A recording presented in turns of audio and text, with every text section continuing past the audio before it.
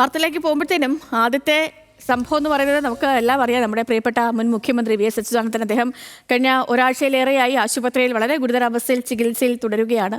കഴിഞ്ഞ ദിവസത്തെ മെഡിക്കൽ ബുള്ളറ്റിനിൽ പോലും അദ്ദേഹത്തിന്റെ ആരോഗ്യനില വീണ്ടും ഗുരുതരമായി തന്നെ തുടരുന്നു. പ്രത്യേക മെഡിക്കൽ സംഘമൊക്കെ എത്തി അദ്ദേഹത്തെ പരിശോധിച്ചു. അദ്ദേഹത്തിന് നിലവിലെ ചികിത്സ തുടരാനുള്ള നിർദ്ദേശമൊക്കെ കൊടുത്തു. പിന്നീട് ഇന്നലെയും ഡയാലിസിസ് അടക്കമുള്ള കാര്യങ്ങളൊക്കെ നടത്തുന്നുണ്ടായിരുന്നു. അപ്പോൾ നമുക്ക് എങ്ങനെയാണ് അദ്ദേഹത്തിന്റെ ആരോഗ്യനില എന്നുള്ള ഒരു കാര്യത്തെക്കുറിച്ച് അതിന്റെ അപ്ഡേറ്റിലേക്ക് തന്നെ ആദ്യം പോകാം. അപ്പോൾ വി എസ് അച്യുതാനന്ദന്റെ ആരോഗ്യനില ഞാൻ പറഞ്ഞതുപോലെ ഗുരുതരമായി തന്നെ തുടരുന്നുണ്ട്. അദ്ദേഹത്തിന്റെ ഈ രക്തസമ്മർദ്ദവും വൃക്കകളുടെ പ്രവർത്തനവുമൊക്കെ സാധാരണ നിലയിലാക്കാനുള്ള ശ്രമമാണ് നിലവിൽ തുടരുന്നത്. ആന്തരിക അവയവങ്ങളുടെ പ്രവർത്തനം കാര്യക്ഷമമല്ല എന്നാണ് വിദഗ്ധ സംഘത്തിന്റെ വിലയിരുത്തൽ. അർജുൻ രാജുവിന്റെ വിവരങ്ങളുമായി നമുക്കിപ്പം. Arjun, good morning.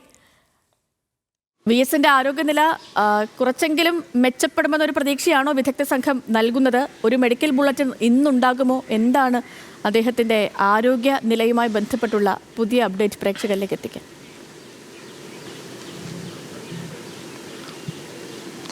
Sethu, good morning. V എസിൻ്റെ നില അതീവ ഗുരുതരാവസ്ഥയിൽ തുടരുകയാണെന്നുള്ളതാണ് ഈ ഘട്ടത്തിൽ പങ്കുവയ്ക്കാനുള്ള വിവരം. കഴിഞ്ഞ തിങ്കളാഴ്ചയാണ് വി എസിനെ ഹൃദയാഘാതത്തെ തുടർന്ന് തിരുവനന്തപുരം SUT ആശുപത്രിയിൽ പ്രവേശിപ്പിച്ചത്. ഇന്ന് ഇപ്പോൾ 9 ദിവസം പിന്നിടുകയാണ്. ഏതെങ്കിലും തരത്തിൽ ഒരു വലിയ പുരോഗതി അദ്ദേഹത്തിൻ്റെ ആരോഗ്യനിലയുമായി ബന്ധപ്പെട്ട് ഇതുവരെ ഉണ്ടായിട്ടില്ല എന്നുള്ളതാണ് ഏറ്റവും പ്രധാനപ്പെട്ട കാര്യം. ഇപ്പോഴും അദ്ദേഹത്തിൻ്റെ അവസ്ഥ ഗുരുതരാവസ്ഥയിൽ തന്നെയാണ്, ഗുരുതരമായി തന്നെ തുടരുകയാണ്. ഇന്നലെ തിരുവനന്തപുരത്തെ പ്രത്യേക മെഡിക്കൽ സംഘവും അദ്ദേഹത്തിൻ്റെ ആരോഗ്യനില വിലയിരുത്തിയിരുന്നു.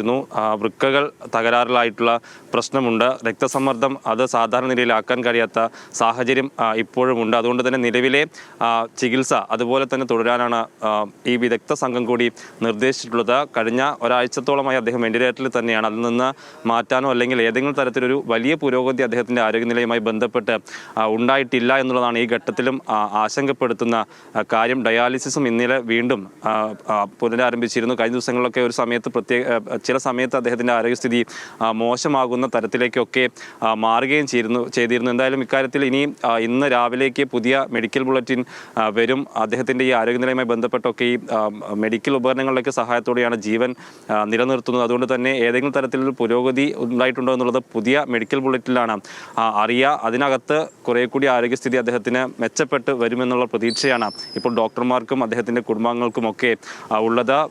നിരവധി ആളുകളാണ് കഴിഞ്ഞ കുറേ ദിവസങ്ങളായി അദ്ദേഹത്തെ കാണാനായിട്ട് ഈ ആശുപത്രിയിലേക്ക് എത്തിയിരുന്നത്. ഇന്ന് party general secretary MA baby ഉൾപ്പെടെയുള്ള ആളുകൾ തിരുവനന്തപുരത്തുണ്ട്. അവരൊക്കെ ആശുപത്രിയിൽ വരാനുള്ളൊരു സാധ്യത ഉണ്ട്. എന്തായാലും ഏതെങ്കിലും തരത്തിൽ നമുക്ക് വലിയ ആരോഗ്യസ്ഥിതി മെച്ചപ്പെട്ടു എന്ന് പറയാൻ കഴിയുന്ന സാഹചര്യം ഇപ്പോഴുമില്ല.